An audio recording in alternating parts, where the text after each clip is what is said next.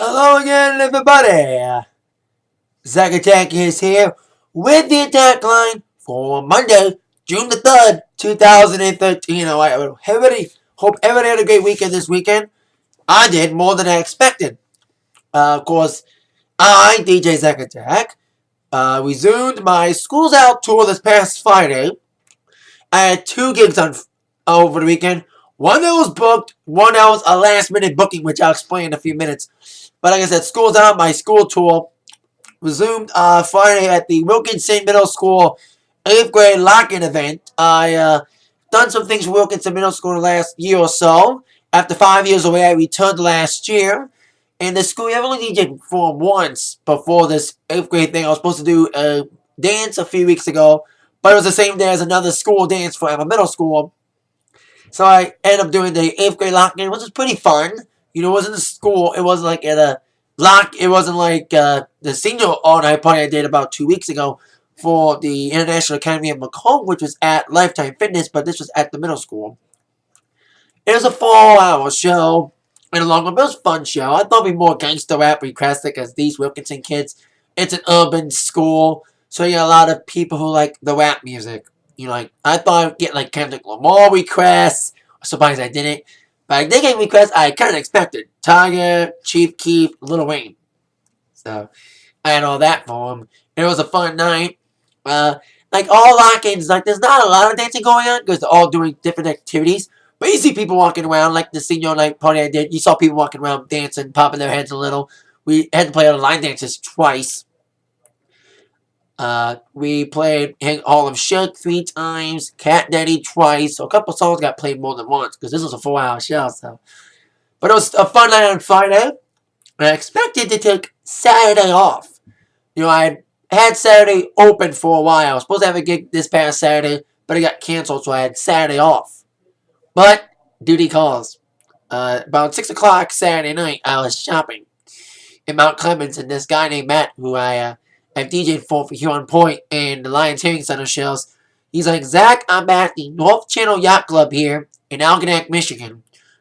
And we're having a spring dance tonight. And we're supposed to have a band this evening.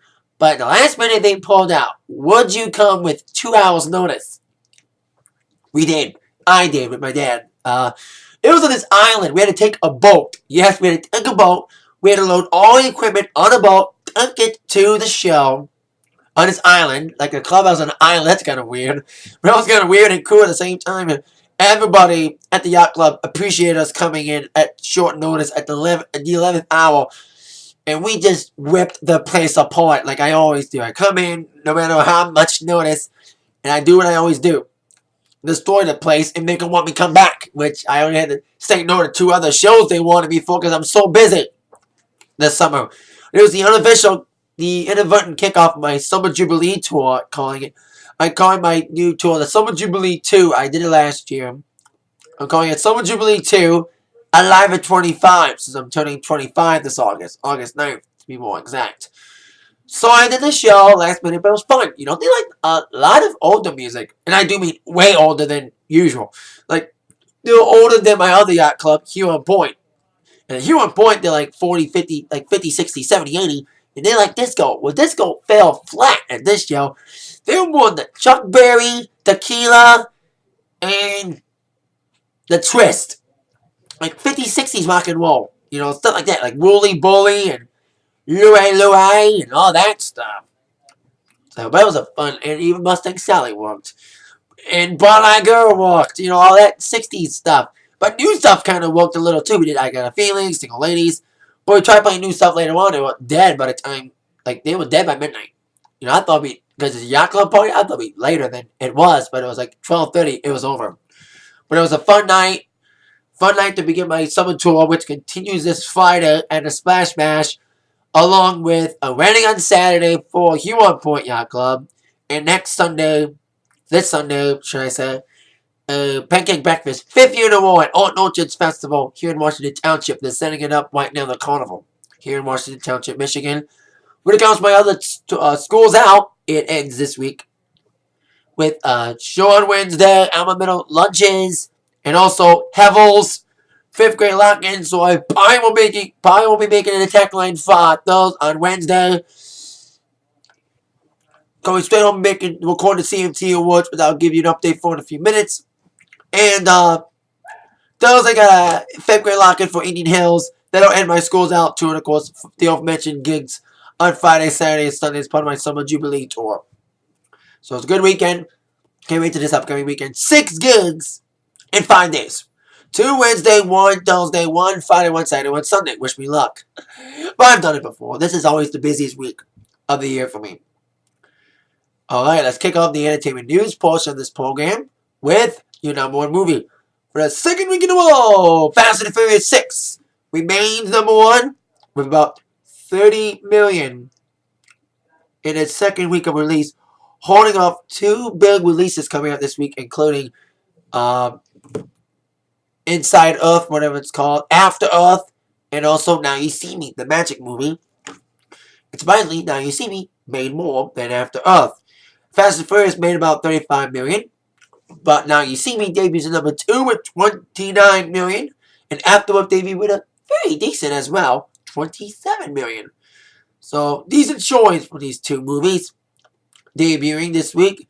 They couldn't stop. Couldn't stop, indeed. Fast and the Furious 6.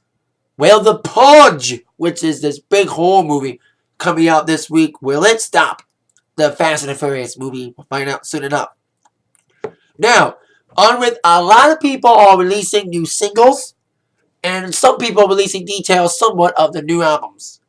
We'll start with an artist releasing her new single today, Miley Cyrus. Now, a few weeks ago at the Billboard Awards, she was presenting, and she announced that day that today would be release of a new single, We Can't Stop.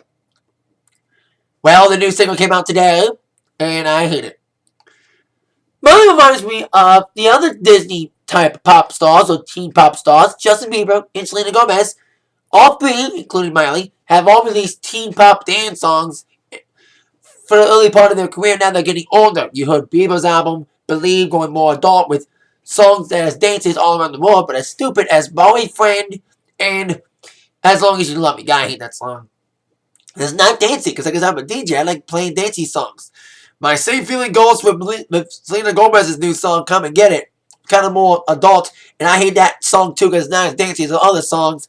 Feel the same for Miley's new song, We Can't Stop, which is more like a gangster hip-hop sounding track that is like, ain't 2 minutes, I'll keep playing Party in the USA. I'm sorry, I haven't played it in a while. I played it like a few weeks ago, right before the new single was released, was announced.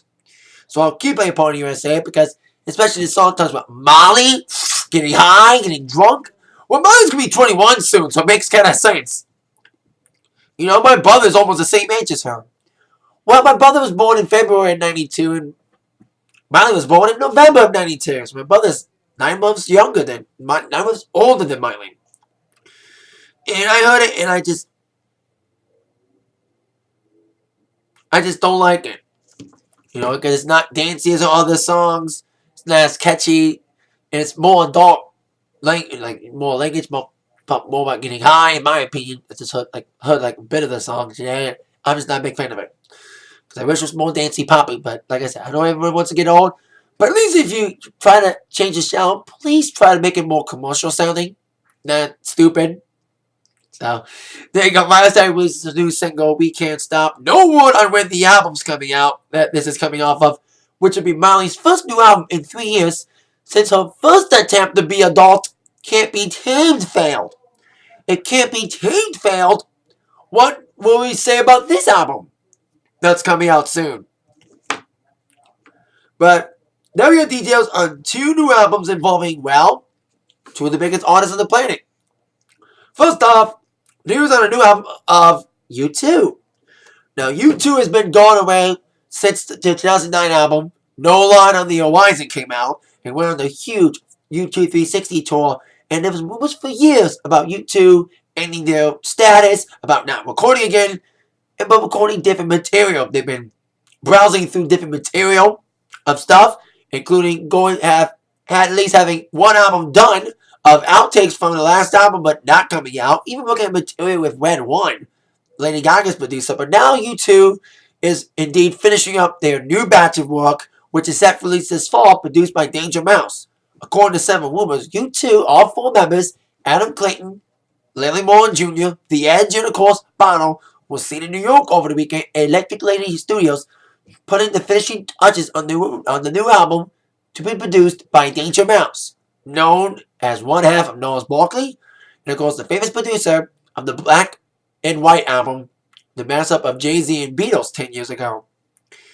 And apparently they also worked on a new version of a song with Chris Martin in the same studio for a tribute album. So U2's apparently, like I said, putting together the finishing touches on the new album, the first album in about 4 years. And like I said, no much detail. It's been all secretive. But all members have been saying they're in the studio lately working on this album. So, like I said, not much about the sessions have been released yet. But like I said, they're from several sources, they're at least almost done with the album. Set to be out this fall. Like to hear some new U2. I don't play them that often, but hey, I like U2. So we'll see what kind of new sounds U2 release this fall. Speaking of people with new albums, with news about Kanye West, who had a very productive weekend. Not only did he kind of made an incognito appearance at his girlfriend Kim Kardashian's baby shower, and apparently not being pleased to be there, he released on Twitter this week the name and the cover art of his new album.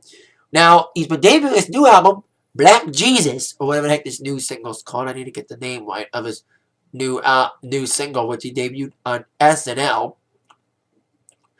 And apparently he released the cover art, which is kind of a plain album cover. And the cover art, created by Kanye and also Kim, came out with just a plain CD case, with just a CD with the red sticker on the side of the case that said Yeezus on it. So who knows if it is a real cover or not, but apparently they're saying the album's going to come out in a couple weeks. 2 weeks from tomorrow, apparently, the album will be released. June 18th, that's what Kim Kardashian hinted on her Twitter page.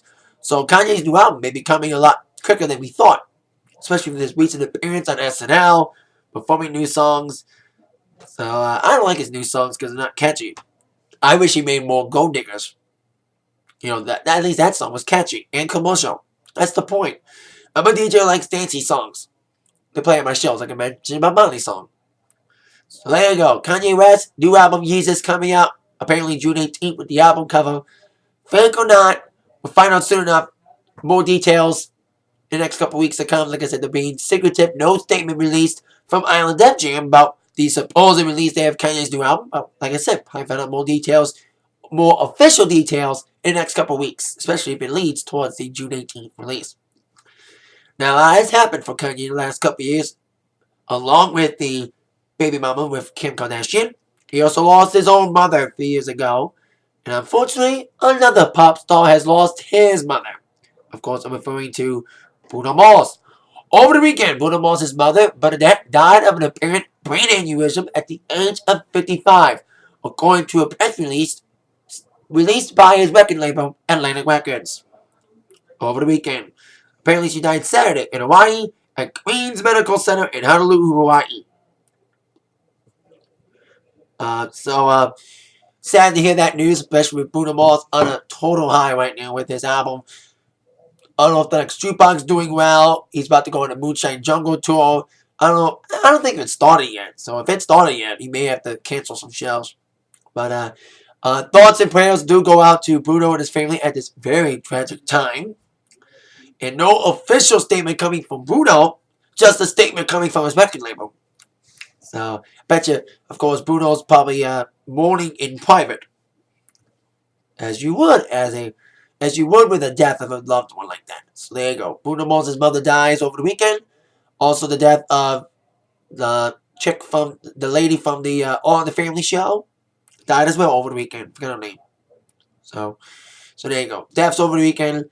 Bruno's mother and the mother from All in the Family died over the weekend. So there you go. Rest in peace to both of them, and condolences to friends and family. Now, our news about an award show that is only 2 days away, the CMT Awards.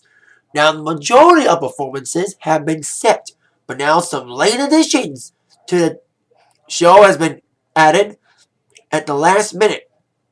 Collaborations set to be revealed, as Lenny Kravitz and Nelly have been added to several performances. So that means officially, Nelly will be joining Florida Georgia Line to perform the remix to Cruise live on stage this Wednesday night, while Lenny Kravitz, for whatever reason, will be joining co-host of the CMT Awards, Jason Aldean, on stage for his performance. And the number is still yet to be revealed. Of course, Jason Aldean collaborated with Ludacris a few years ago at the CMT Awards for a remix of Dirt Road Anthem. So we'll see what kind of flavor will Lenny bring with Jason this Wednesday. Of course, along with those two last-minute performances, Nelly with Florida Georgia and Lenny with Jason. Of course, the biggest names in country music are set to perform, including LBT, Little Big Town, Taylor Swift, who's performing with the Stones tonight in Chicago, Hunter Hayes, Pistol 80s, Keith Urban. I'll get some news on Keith Urban and, of course, American Idol. And, of course, also a big star performing, Carrie Underwood. Speaking of Carrie Underwood, it was announced over the weekend that, you know me, I'm a disc jockey, and I like, my thing that makes me different from other DJs is I get live music videos from people and play the videos of people live concerts. I've been always wanted a Carrie Underwood live concert on DVD. Well, she announced over the weekend that yes, that dream will be accomplished. Carrie Underwood is going to release a live DVD of the Blown Away tour on August 13th, shot from a show in California that aired live on Access TV back in March. I bet you there'll be some audio straightening, some overdubs done. But I can't wait to see the finished product on DVD this August. Can't wait to play it at my shows. That has country. So can't wait to that. Now I mentioned Carrie Underwood is of course a former American Idol winner. And Keith Urban, well apparently Keith Urban may or may not be American Idol judge. As over the weekend, both Nicki Minaj and Mariah Carey has sent their resignations. Both will not be in next season, as many people have speculated ever since AI's ratings have gone down. It's been a total bad weekend for American Idol. With the leaving of Mariah Carey and Nicki Minaj, leaving Keith Urban standing now, with Randy now leaving, the only full-time, long-time judge leaving Ryan as the original from season 1 to stay all 10 and 11 seasons. Now Keith Urban's the last judge standing unless he leaves. And of course AI also canceled some shows on their tour, cutting off 5 shows for the tour, including a Detroit show. So, they say because of production rehearsals. I say real reason, bad ticket sales. That's to hide the fact. 10 years ago, you got Ruben and Clay. 10 years later, who's left? So there you go. Bad weekend for American Idol, with Mariah and Nicki both confirming they're not going to return next season after an ill-fated relationship, and they were both at Summer Jam in New York over the weekend, making surprise appearances during performances. Especially Nicki making up for not showing up last year at Summer Jam. And, of course, AI ticket sales gone down for the tour and canceling 10 shows, including Detroit. So bad week for AI. Now, with wrestling news, kicking off with TNA Slammiversary results. Now, I've said it numerous times on my show that I don't watch live streaming of TNA on the internet for free because it's a bitch. But I did watch at least the first hour or so of Slammiversary. And all the championships, besides one, changed hands. Starting off with the X Division Championship Ultimate X match, it was Kenny King against Chris Sabin and Suicide. From what I saw this matchup on the live streaming, very good match last night. Very good high-paced action, kind of a spot fest. Great high-paced action, fast-paced. And of course, getting bloody didn't bother Chris Sabin as he won the X Division Championship, making his comeback complete. And also, the second match of the card was Jeff Hardy returning, along with Magnus and Samoa Joe against Anderson, Briscoe, and Bischoff from Aces and Eights. After they tried to confront Hogan, Hogan ran off, calling Garrett Bischoff a pussy. His father, too. Anyway, Aces and Eights did dominate the matchup from early on, but of course the faces came in like a house of fire, especially Hardy, who delivered many of Twists of Fates and Swanton bombs in his comeback, getting the pin and the win for his team. Then we will go to the gut check final to see which gut check finalist would be advancing to the Bound for Glory series, and it's Jay Bradley. Who knows how he'll do in the Bound for Glory series? I don't think he's ready for a title shot yet. But who knows? Then we got the TV title. It was supposed to be Joseph Park against Devon. Now, I predicted my TNA Impact review last week that in some way, shape, or form, Abyss would show up. I thought the way it would go, like Joseph Punk would get his butt whipped, lights would go out, he'd change it to Abyss, and Abyss would come out. Well, it ended up being like this. Joseph Punk getting beat up in the back, unable to compete. And then Abyss came out to fight the match for Joseph, and Abyss won the TV championship. I think it's like the second or third time Abyss has been the TV champion. He beat Devon with a black hole slam. So Abyss is a new television champion, beating Devon, taking the place of his brother, Joseph Punk. Proving once and for all, like I said, Abyss, Joseph Punk, Abyss. I keep saying it, but I know there's probably a few percent that are still oblivious and thinking Abyss and Joseph Punk are two different people. It's the same guy. Then we have the Elimination Fatal 4-Way Tag Match for the Tag Team titles as James Storm and Gunner gained the Tag Team Championship, especially when Gunner made the last elimination with the torture rack on Kaz and Daniels. So, gotta see new tag champs, but we need more new teams. I've been saying my reviews as well about my view in the tag division. We need more new teams, but I'm glad at least Gunner and James Storm. Storm was injured, so we'll see how they do as new champs. Then we had the first ever last knockout standing match. Terry Terrell defeating Gail Kim, beating him up. And Kurt Angle, surprisingly, the second inductee to the TNA Hall of Fame, beating AJ Styles. And when it was a decent matchup. I didn't see that far, like I said. I stopped watching after the Abyss Devon match. So there you go. Kurt Angle, second inductee to the Hall of Fame. I think it's a good choice. You know, from what I heard, he's going to be on TNA as long as he was in WWE. He's been on TNA for about 7 years, since October of 2006. So there you go. Kurt Angle, I thought it would be Jarrett this time, but still, Kurt Angle, decent choice for the TNA Hall of Fame. He's been a big part of the TNA history. The first really big name, like a big A-list star from WWE to come to TNA. Because Christian came in, but it was not as big as he was when he came to TNA. Then when he came out, you know what I meant to say.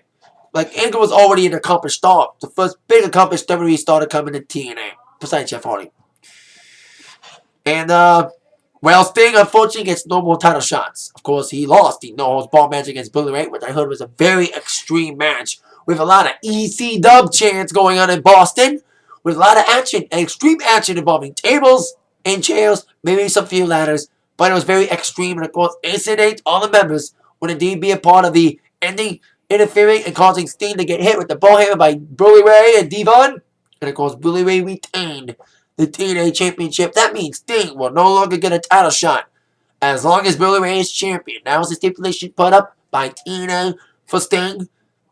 So we'll see what happens on Impact Thursday. It should be very interesting, especially if at least Incidents gained one title. They lost the TV Championship, but the big one they still have counts. They still have the big one, the TNA Championship. Now, with my Raw preview for the night. Of course, this is, the second to last Raw before Payback. Top 4 questions that must be answered tonight for Raw. Question number 4. Will Dolph Ziggler make an appearance? Now, Dolph Ziggler, who is still not medically cleared to wrestle yet, still made it to make a few guest appearances at several WWE house shows over the weekend. So who knows if he'll show up just to make like an in-ring promo, or at least accompany Big E but not get physical, because like I said, he's not medically cleared yet to wrestle. So let's see what Dolph does tonight, if he will show up on Raw tonight in any form, in any capacity at all, wrestling or speaking. Be his first appearance on Raw in weeks since his concussion. Question number 3. Will any new matches be made for Payback? Will Dolph wrestle at Payback? And we still yet to find out who will wrestle the Shield for the Tag Team Championships. Iceman, Orton, and Sheamus, especially since they beat up Team Hell No last week. And Dean Ambrose, who knows who he'll defend the IC Championship against, since he beat Kofi Kingston last week as well. Both rematches were supposed to be at Payback, but they were both on Raw last week. And I mentioned there'll be an announcement next couple weeks about a possible triple threat involving Wade Barrett, Fandango, and Miz for the IC Championship. Question number 3. What will go down between Punk, or Heyman for that matter, and Y2J? Now, last week, probably the best news of the year thus far, Punk returning. Some say too soon. To the WWE in about 2 weeks, wrestling in Chicago against Punk at Payback. The match made last week during Paul Heyman's appearance at the Highlight Reel with Chris Jericho. Now, who knows if Punk will make an appearance before Payback to promote the match? We'll see if he does or not. But indeed, Jericho will hype up the match no matter what, as he'll probably be on Raw tonight to at least somewhat prepare for the reigniting of a great feud with him and Punk. That was a great feud last year. Good to see him reignite the feud with Punk returning to Chicago. Cannot wait to see him back. Some say too soon, but still, love to see Punk back in any capacity while stuck without him, as we all know. Even the Punk haters have to admit it now. Then question number 1 will go down between Cena and Ryback. Last week, the match was made for Payback, 3 stages of hell match. Or 3 stages of heck match. Not even hell. First fall of this 2 out of 3 falls match will be a lumberjack match. Second fall, tables match. Third fall, a ambulance match. Where indeed Cena was left laying by Ryback last week on Raw. What happened this week? Find out tonight on Raw at 8, 7 Central on USA Network. That is it for my Atakline for today. I'll see you all later tonight for my Raw review. With that in mind, you have all been attacked by the news from Zach. See you all later, everybody. Thank you again for watching. Yeah.